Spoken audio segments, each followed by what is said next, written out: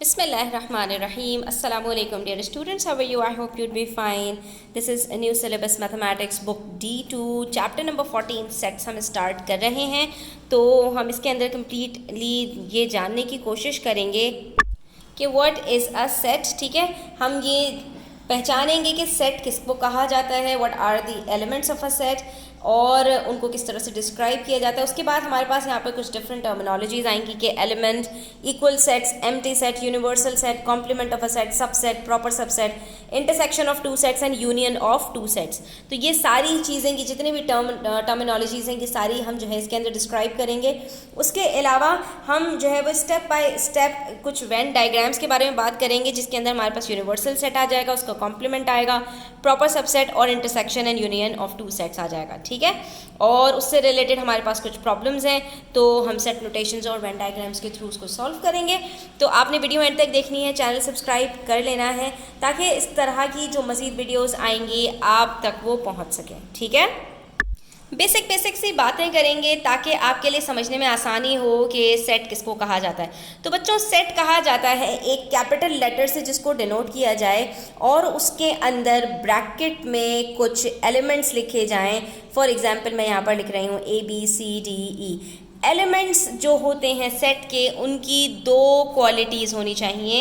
एक ये कि वो जो सेट है आपके पास वेल डिफाइंड हो, हवा में कोई बात नहीं की गई हो, ऐसी कोई बात नहीं हो जिसको एक्सप्रेस ना किया जा सके या कंप्लीट इंफॉर्मेशन ना हो, तो उसका सेट नहीं बन पाएगा। तो जो पहला हमारे पास सेट के लिए एक फीचर है वो दैट इज़ वेल डिफाइंड हो, और दूसरी बात ये कि उसके जितने भी ऑब्जेक्ट्स हैं वो सारे डिस्टिंक्ट हों, यानी अलग अलग हों, कोई भी एलिमेंट की रिपीटेशन नहीं होती। फॉर एग्ज़ाम्पल मैं आपके पास यहाँ पर कह रही हूँ कि मुझे एक सेट बना कर दीजिए जिसमें इंग्लिश अल्फ़ाबेट के सारे वॉवेल्स हों, तो ये वेल डिफाइंड सेट है। क्यों? क्योंकि वॉवेल्स को सेट में लिखना बिल्कुल पॉसिबल है। हमें वॉवेल्स पता है इंग्लिश अल्फ़ाबेट के अंदर वॉवेल्स कितने होते हैं और कौन कौन से होते हैं। और दूसरी बात ये कि हमारे पास जो सेट है उसमें सारे जो अल्फ़ाबेट्स हैं वो डिस्टिंक्ट हैं, अलग अलग हैं, कोई रिपीटेशन नहीं है। तो हमने यहाँ पर इसको S से डिनोट किया और लिख दिया AEIOU। उसके अंदर एक चीज़ इंपॉर्टेंट ये है कि सारे जो एलिमेंट्स हैं उनके बीच में गैप होता है और आप उसको कॉमा के ज़रिए एक दूसरे से अलग कर देते हैं। ठीक है, तो जनरली होता ये है कि जो आपके पास कैपिटल लेटर है उससे आप अपने सेट को डिनोट करते हैं, और जो आपके पास एलिमेंट्स होते हैं उसके, वो आपके पास स्मॉल लेटर से आते हैं। आप उसको कैपिटल लेटर से भी लिख सकते हैं, लेकिन जनरली इसको स्मॉल लेटर से ही लिखा जाता है। ठीक है, तो ये चीज़ आपने यहाँ पर समझ लेनी है। ये बिल्कुल एक बेसिक बात है सेट की कि जब भी आप कोई सेट बनाएंगे तो उसकी फॉर्मेशन के लिए आपको ये दो चीज़ों का ध्यान रखना है। उसके बाद जो एलिमेंट्स होते हैं वो उसके अंदर जाहिर सी बात है जो भी आपने नंबर्स हैं, अल्फ़ाबेट्स हैं या व्हाटएवर आप यहाँ पर लिख रहे हैं वो उसके एलिमेंट्स होते हैं। अब जब हम यहाँ पर ये बात करेंगे स्टूडेंट्स, तो इसके अंदर दो चीज़ें आ जाती हैं। आपको यहाँ पर दो सिंबल्स नज़र आ रहे होंगे, सम सॉर्ट ऑफ ई। ठीक है, एक ई है और एक जो है वो ई कट हुआ हुआ है।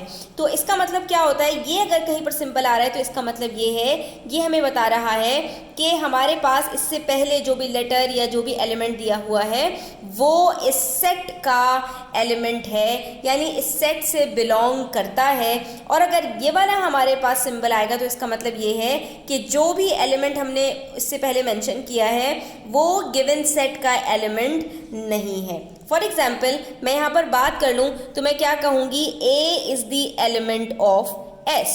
ठीक है, यानी कि A जो मेरे पास है वो सेट AS का एलिमेंट है। लेकिन अगर मैं B की बात करूं तो मैं क्या कहूँगी, B is not an element of the set S। तो ये इस तरह से ये कुछ यहाँ पर जार्गन्स यूज़ किए जाते हैं। आप ये जार्गन्स कह लें या आप कुछ भी कह लें इसको, कि ये हम सेट को जो है वो डिनोट कर देते हैं। ठीक है, कि कौन सा एलिमेंट इस सेट के अंदर है और कौन सा एलिमेंट इस सेट में नहीं है। और जो इसके साथ एक और बात है कि नंबर ऑफ एलिमेंट्स किसी भी सेट में किस तरह से हैं, तो वो आप कैसे बताएंगे, वो आप यहाँ पर इस तरह से बताएंगे, number of elements of this set S is equals to 1 2 3 4 5। ठीक है, ये इस तरह से नंबर ऑफ एलिमेंट्स को हम यहाँ पर डिनोट कर देते हैं। उसके बाद ये भी आपको बता दूं स्टूडेंट्स कि एक सेट को लिखा कैसे जाता है। तो इसको लिखने के हमारे पास 3 तरीके होते हैं। एक तो ये है कि हम उसको वर्ड्स में लिख दें। फॉर एग्जांपल जैसे कि हमारे पास एक अभी जो है वो सेट था, तो मैं यहाँ पे क्या कहूँगी, S is the set of the elements of S is the set of all the vowels in the English alphabet। इसी तरह से यहाँ पर हमारे पास एक सेट है, S is the set of all positive even integers less than 10। ठीक है, तो यहाँ पर ये हमें कंप्लीट इन्फॉर्मेशन मिल रही है कि पॉजिटिव इंटीजर्स स्टार्ट होते हैं 1 से और इवन इंटीजर्स स्टार्ट होते हैं 2 से। हमें लिखने हैं लेस देन 10, तो इसका मतलब है हमारे पास जो सेट बनेगा वो क्या बनेगा, S इज इक्वल्स टू 2, 4, 6 और 8। लेस देन 10 है तो 10 को इंक्लूड नहीं करेंगे और सिर्फ इवन इंटीजर्स लिखने हैं, ऑड नहीं लिखने। इसी तरह से हम इसी को जो है वो एलिमेंट्स की सूरत में लिखेंगे। अब ये वाला जो मैंने सेट लिखा है ना, S is the set of all positive even integers less than 10, तो ये कहलाता है describing a set in words. ठीक है, हमने ये वर्ड्स में लिख दिया। इसी तरह से हम इसको ब्रैकेट्स के अंदर भी लिख सकते हैं एलिमेंट्स के साथ। तो उसके अंदर हम यहाँ पर एक जो है वो इसका सेट को लेबल करेंगे किसी एक सिंबल से और उसके बाद उसके एलिमेंट्स को हम ब्रैकेट के अंदर कॉमास के ज़रिए अलग अलग करके लिख देंगे।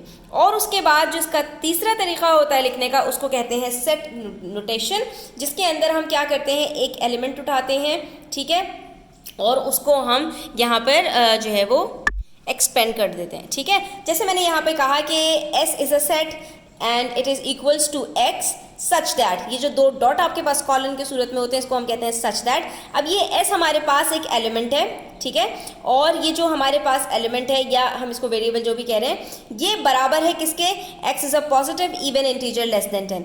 वही जो चीज़ हमने यहाँ पर वर्ड्स में लिखी थी उसी को थोड़ा सा हम यहाँ पर ब्रीफ करके जो हमारे पास बेसिक बात है बस उसको हम यहाँ पर मेंशन कर देते हैं कि X is a positive even integer less than 10। लेकिन इसके अंदर ये वाली जो चीज़ है ये लिखना इंपॉर्टेंट है, वरना ये सेट नोटेशन नहीं होगी, बल्कि ये क्या हो जाएगी, ये हमारे पास जो है वो वर्ड्स के अंदर हम सिंपल जैसे लिखते हैं ये वो हो जाएगा और ये सेट नोटेशन नहीं कहलाएगी। ठीक है, नेक्स्ट हमारे पास एक चीज़ आती है इक्वल सेट्स की। तो इक्वल से तो आपको समझ जाना चाहिए कि इसके अंदर क्या होगा। सिंपल सी बात है, 2 सेट्स हैं, दोनों के पास नंबर ऑफ एलिमेंट्स और जो क्या नाम है सीक्वेंस ऑफ एलिमेंट्स है वो सेम है, तो इसका मतलब है कि वो दोनों सेट्स इक्वल हैं। ठीक है, यानी कि फॉर एग्जांपल मेरे पास एक सेट ए है जिसके अंदर मेरे पास हैं 4 नंबर्स 1 2 3 4 और सेट बी में मेरे पास नंबर्स हैं 2 4 1 3। ठीक है, तो दोनों में मेरे पास जो नंबर ऑफ एलिमेंट्स हैं वो भी बराबर हैं और जो एलिमेंट्स हैं वो भी एक्चुअली सेम है। यानी यहाँ पर भी मेरे पास जो नंबर्स हैं वो 4 हैं, यहाँ पर भी 4 हैं और इसके अंदर भी जो एलिमेंट्स हैं वो 1 2 3 4 है और यहाँ पर भी जो एलिमेंट्स हैं 1 2 3 4 ही है, सिर्फ सीक्वेंस आगे पीछे है। तो इसका मतलब है ये दोनों सेट्स हमारे पास बिल्कुल इक्वल हैं। ठीक है, अगर एक एलिमेंट भी कम ज़्यादा हो या एक एलिमेंट भी डिफरेंट हो तो वो इक्वल सेट्स नहीं कहलाएंगे। फॉर एग्जांपल यहाँ पर 1 2 3 4 हो और यहाँ पर 2 4 1 5 हो तो ये दोनों इक्वल सेट्स नहीं होंगे, या यहाँ पर 1 2 3 4 हो और यहाँ पर 2 4 1 3 5 हो तब भी ये दोनों सेट्स इक्वल नहीं होंगे। तो ये दोनों चीज़ें आपने यहाँ पे कंडीशंस याद रखनी है।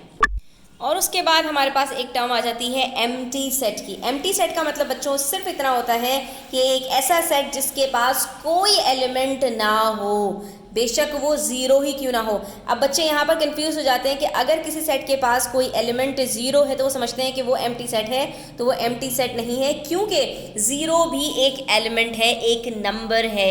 ठीक है, तो 0 को हम एम्प्टी नहीं कहेंगे। अब यहाँ पर मेरे पास 3 सेट्स हैं, सेट ए में मेरे पास 3 एलिमेंट्स हैं 0 1 2, बी में मेरे पास एक एलिमेंट है 0 और सी में मेरे पास कोई एलिमेंट नहीं है, तो सी मेरे पास एम्प्टी सेट है और एम्प्टी सेट को हम नल सेट भी कहते हैं।